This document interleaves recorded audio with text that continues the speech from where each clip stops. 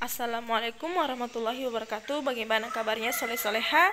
Semoga dalam keadaan sehat dan tetap semangat. Nah, kembali lagi kita belajar tema 5I, benda-benda di sekitar kita. Subtema 2, pembelajaran 3, benda-benda dalam kegiatan ekonomi. Nah, sebelum belajar seperti biasa, jangan lupa berdoa ya. Oke, tujuan pembelajaran kita pada pagi hari ini yaitu mengidentifikasi ciri-ciri bahasa iklan media elektronik. Yang kedua yaitu menjelaskan makna persatuan dan kesatuan dalam kehidupan sehari-hari. Yang ketiga yaitu menjelaskan jenis usaha dalam kegiatan ekonomi masyarakat Indonesia. Nah, yang pertama kita akan membahas tentang mengidentifikasi ciri-ciri bahasa iklan media elektronik. Bahasa iklan haruslah dapat menarik perhatian dan minat masyarakat yang mendengarnya ataupun membacanya. Misalnya, iklan produk berikut. Dari kalimat tersebut, masyarakat dapat mengetahui bahwa produk susu Calmilk merupakan produk susu yang berkalsium tinggi sehingga dapat menambah energi. Nah, kita lihat ini ya. Produknya itu masih pagi kok sudah lemas. Ayo awali harimu dengan penuh semangat bersama Calmilk. Susu berkalsium tinggi membuat tubuhmu menjadi berenergi. Harimu menjadi lebih berseri-seri. Nah, ini pemilihan kata pada kalimat iklan tersebut pun terkesan cukup mudah sehingga menunjukkan bahwa sasaran iklan yang dituju adalah masyarakat yang memulai aktivitas pada pagi hari. Dalam pembuatan iklan harus berusaha menggunakan berbagai kata seperti kalimat yang dapat menarik perhatian masyarakat. Tujuannya agar masyarakat bersedia menggunakan produk atau jasa yang mereka tawarkan.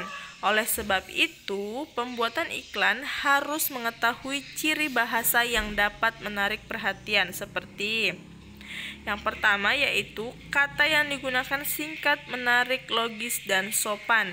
Kedua, kata-katanya dapat memberikan pengaruh kepada masyarakat. Yang ketiga, menonjolkan informasi yang dipentingkan dalam iklan. Yang keempat, dapat menunjukkan sasaran iklan. Nah, kita akan membahas materi selanjutnya yaitu menjelaskan makna persatuan dan kesatuan dalam kehidupan sehari-hari. Persatuan dan kesatuan adalah dua hal yang tidak dapat dipisahkan dari kehidupan masyarakat Indonesia. Kemerdekaan Indonesia dapat diraih dengan semangat persatuan dan kesatuan para pejuang dan seluruh rakyat Indonesia. Tahukah kamu, persatuan dan kesatuan dapat dimaknai dalam berbagai aspek kehidupan.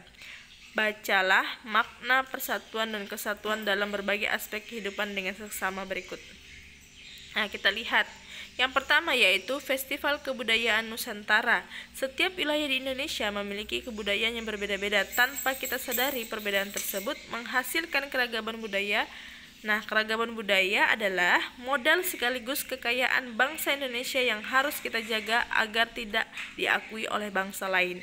Dalam menghadapi keragaman budaya Indonesia seperti setiap warga masyarakat hendaknya memiliki rasa persatuan dan kesatuan.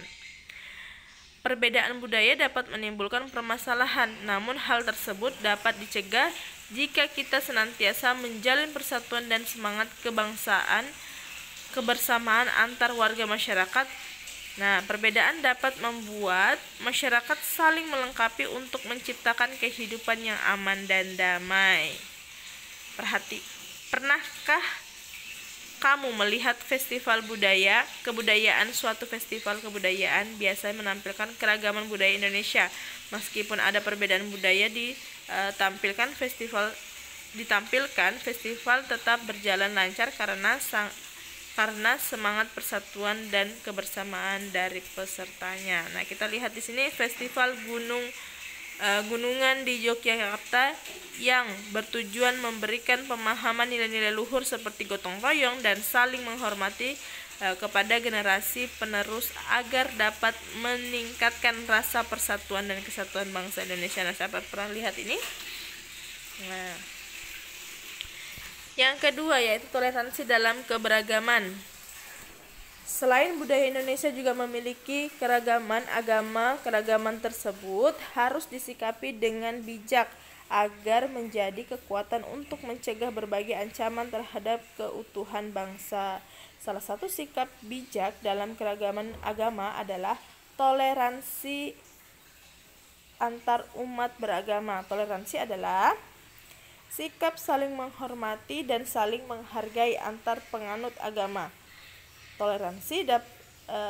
Toleransi dalam kehidupan membuat setiap umat dapat hidup berdampingan dengan damai.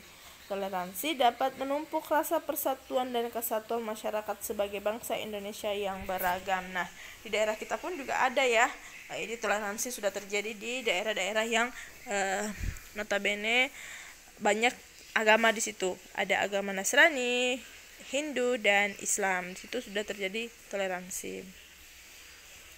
Nah, di situ pun ada pun juga kegiatan bergotong royong, perbaiki jalan di lingkungan tempat tinggal dapat mempererat persatuan dan kesatuan warga setempat. Nah, ini perlu sekali ya, gotong royong di daerah kita. Ada pun gotong royong juga sekarang ada di masjid dan perkampungan kita. Nah, yang ketiga yaitu tolong menolong. Manusia tidak dapat hidup sendiri. Manusia membutuhkan orang lain di setiap aktivitasnya. Manusia sebaiknya saling tolong-menolong. Sikap tolong-menolong mencerminkan persatuan dan kesatuan. Salah satu wujud tolong-menolong adalah bergotong royong. Dalam mengerjakan suatu hal, pekerjaan yang dilakukan secara gotong royong akan terasa ringan dan cepat selesai. Gotong royong yang dilaksanakan dengan semangat kekeluargaan dapat menumpuk persatuan dan kesatuan antar warga masyarakat. Makna persatuan dan kesatuan dapat kamu temukan pada peristiwa sehari-hari. Selain itu, masih banyak contoh pencerminan persatuan dan kesatuan dalam kehidupan sehari-hari lainnya. Sekarang, kita akan menjelaskan jenis usaha dalam kegiatan ekonomi masyarakat Indonesia. Salah satu tujuan dibuatnya iklan adalah untuk menarik masyarakat sehingga kegiatan ekonomi yang dilakukan berjalan lebih baik dan meningkatkan penjualan. Kegiatan ekonomi dilakukan untuk memenuhi berbagai kebutuhan manusia karena manusia tidak dapat memenuhi kebutuhannya sendiri. Kegiatan ekonomi tersebut juga dipengaruhi oleh kenampakan alam dan sumber daya yang ada di sekitar. Dalam kegiatan ekonomi terdapat berbagai jenis usaha yang dilakukan.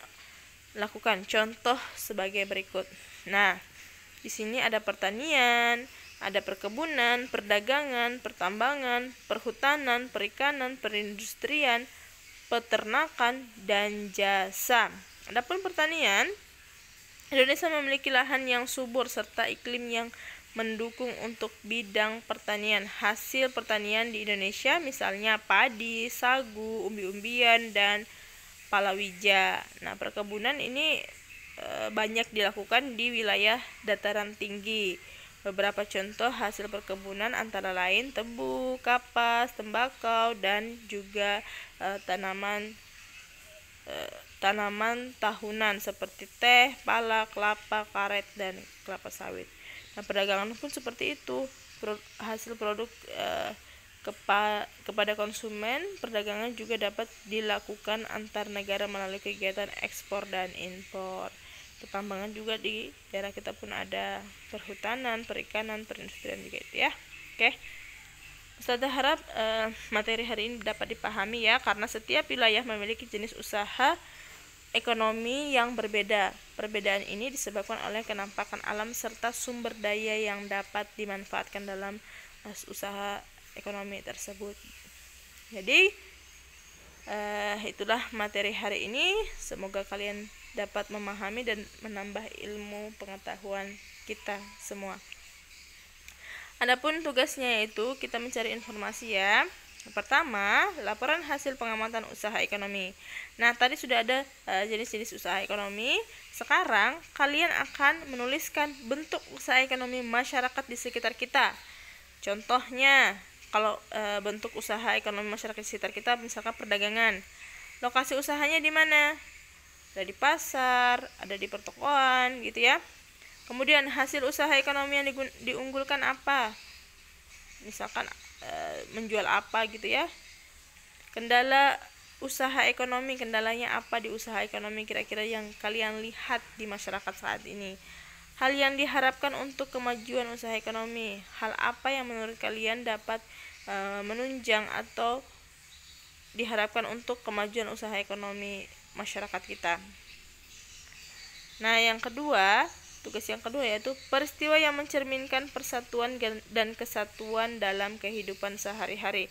Tuliskan 3 contoh persatuan yang mencerminkan persatuan dan kesatuan dalam kehidupan sehari-hari. Contohnya misalkan bergotong royong di masjid bersama-sama. Oke, itu bisa. Nah, yang kedua apa? Yang ketiga apa? Oke.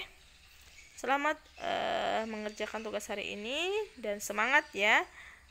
Jangan lupa ibadahnya dan tetap membantu orang tua setelah mengerjakan tugas. Semangat. Wassalamualaikum warahmatullahi wabarakatuh.